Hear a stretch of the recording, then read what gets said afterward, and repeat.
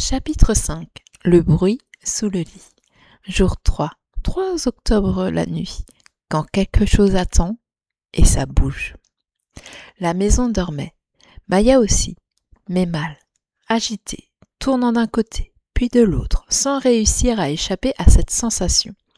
La clé, cachée sous son oreiller, semblait chauffer doucement, comme une braise dissimulée dans la laine. Elle rêvait d'un escalier, encore, mais cette fois, ce n'était pas un rêve lointain. C'était là, dans la maison. Elle entendait un bruit répétitif, un grattement. Au début, cela se mêlait à son rêve, comme un élément du décor. Puis, il devient plus net, plus proche, réel.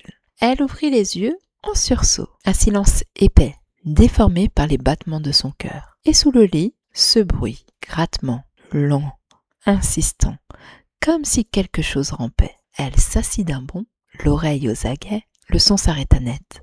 Elle attrapa la lampe de chevet, l'alluma. La lumière jaune fit danser les ombres familières, rien d'étrange au premier regard. Mais la chaleur sous l'oreiller était toujours là. Maya glissa sa main, saisit la clé. Elle était brûlante. Et elle vibrait, faiblement, comme un battement. La gorge nouée, elle descendit lentement la tête pour regarder sous le lit. Son cœur cognait dans ses tempes.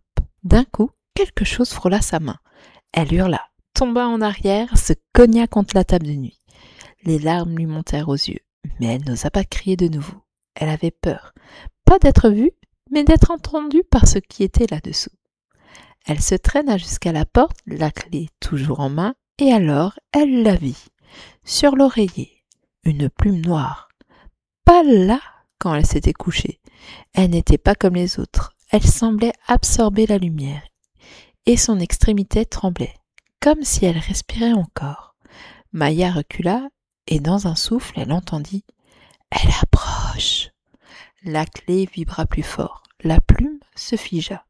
Maya resta pétrifiée, et soudain, comme si tout cela n'avait jamais existé, le silence revient, un silence trop parfait. Elle regagna lentement son lit, mais garda la clé serrée contre elle. Et si Moïra avait eu raison ? Et si le sable n'était pas la seule chose à s'écouler ? Elle resta éveillée longtemps, écouteuse, tremblante. Quand ses yeux se tournèrent à nouveau vers l'étagère, elle sentit un frisson lui traverser l'échine.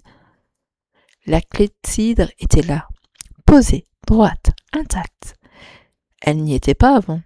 Maya en était sûre. Elle l'avait laissée dans la cave. Elle s'en souvenait très bien. Et pourtant, elle était là, comme si elle l'attendait. Elle ne coulait pas encore, mais elle semblait prête. Et Maya comprit que ce n'était pas elle qui l'avait remontée. Quelque chose l'avait ramenée, quelque chose qui avait déjà commencé à se réveiller, et que cette nuit n'était que le premier avertissement.